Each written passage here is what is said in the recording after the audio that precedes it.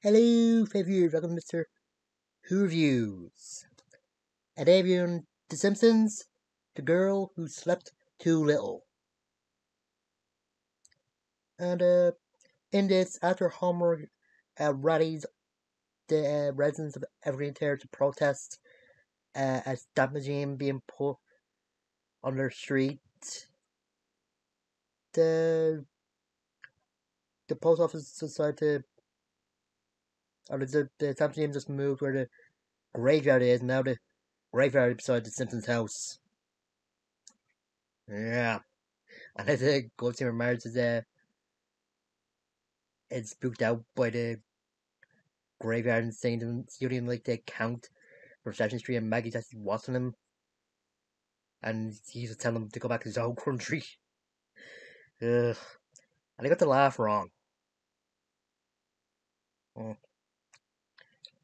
Yeah, Lisa's just very terrified of the graveyard, especially when Snowball 2 sort of with a skull on her head. And yeah, her parents do let her sleep in a bed, and they go to the Stamp Museum the next morning, and turn out it's beside Lenny's house, and he's actually shared in the park, and has a hose for drinking water, charging $1. Yeah, I don't really find Stamp Museum that interesting. Like, they do have like guests, stamps talking like stuff with fame people on it, but I don't know. Apparently, to go to this part of the museum that talk about the land of wild beasts, and turns out this steak restaurant use it as one of their ads. Yeah, and when the person in charge of the place, or the talks asking the writer how he got inspired to write a children's novel, and yeah, like I gotta say, Dip, if you know, you know. Yeah, good. Yeah, next night Lisa's still scared, and he meets groundkeeper Willie's cousin Gravedigger Billy, and yeah, just runs into her parents' bed again, and overhearing badmouthing their friends. Yeah, Homer and Marge decide to spend the night in Lisa's, and they're creeped out as well. A gravekeeper where Billy is shown where Paul Gold is in a grave, but yeah, that's a trick. And I do quite funny with Homer saying that their bedroom is the only safe room in a house, and they talk about Bart's. And yeah, it turns out Homer made Bart a rate car bed, but the bricks are shot. He keeps bumping into thing, and at one point he actually ends up in Bart Homer's bedroom.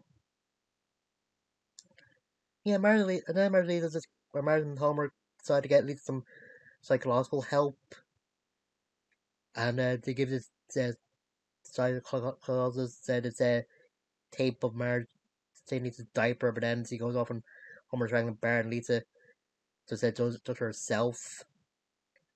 And I do find it funny when the psychiatrist is asking who was like filming it, and how like they a camera. And it's also revealed that where Timmy program could help Lisa, and they come to sells them her book, which is worth $4,000 or somehow. And how does that take that just throws over the ground, thinking the character is gonna chase him, but it's at the end, and then you gotta set the room on fire with a map, but Marge blows out. And the stuff in the graveyard is pretty good. With the Lisa meeting Dr. Nick, and he pretended to be Dr. Octopus, because he's stealing dead people's arms. and Wiggum, Lou, and Eddie are there trying to catch the gravedigger, but Wiggum gets separated from him, and yeah, he gets so nervous. He takes his clothes off, thinking someone will take a shot at him, and he finds his Walkman just dancing through the graveyard. Yeah, and yeah, at least gets knocked out. Just knocks her head off this grave that belonged to a loving and so mother. I don't know if it was a joke or what, but yeah, when Homer and Marge come back, they see Bart wasn't a TV, and then it's the Eastern Scratchy episode where Scratchy sees cats, and he puts a gun to his head. So that even a cartoon or cartoon cat doesn't like the trash or that trash, where. Yeah, then so the inside Lisa's mind where she sees uh,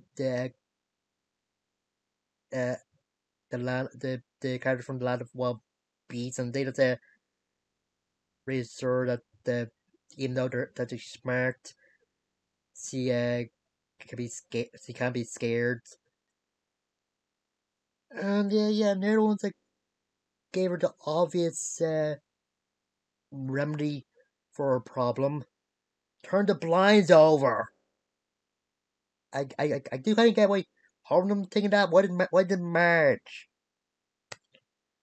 And they also said such a nightlight, but you know, Homer says it's too dear, even though one monster says they're $4 apart.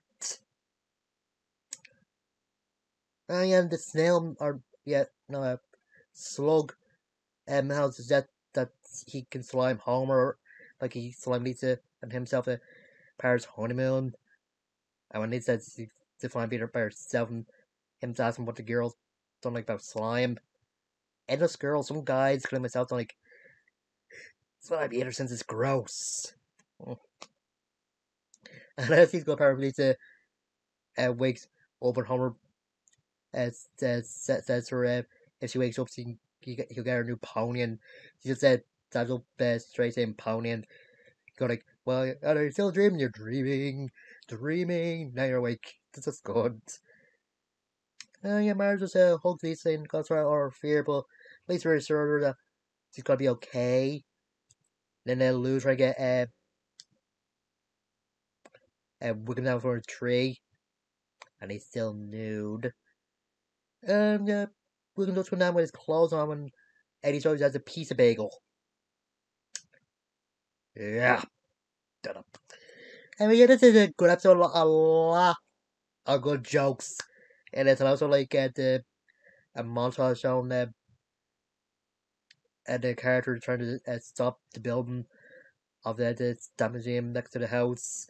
Where Bart times up to a drill. Marge using like a paper clipper, something, or to on a truck and actually tipped over and explodes. And when this girl's gonna hoot or hollered, Homer shows up in his mower and does it like just in his shorts, and his shorts rip and see his butt. The guy's hollering just fall off the thing. Yeah, I don't know. I also like the beginning where there's the sound of the construction going through the house. Marge and Homer to stop the noise, and he just puts a pillow in her mouth. Well, in a way, he stopped the noise. Oh god. Yeah, like I said, this is a great episode for jokes. But yeah, like I said, the whole thing could have like the stuff with the graveyard could have been so quickly if Lisa just pulled her blinds over. Ugh, I don't know. I mean, yeah, I'll see you guys later.